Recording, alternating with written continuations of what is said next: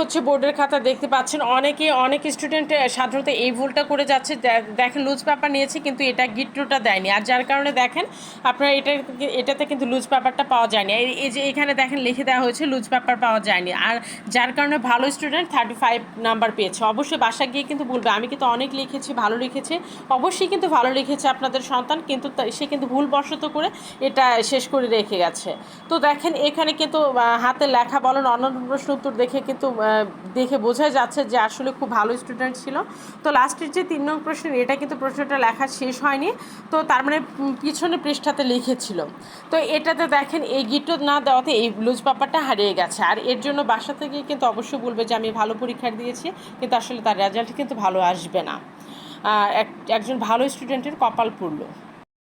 যখন আপনারা করবেন, খাতার সেলাইটা ভালো করে দিবেন, প্লাস পিন পিছনে পড়লো কিনা সেটা ভালো করে দেখে নেবেন।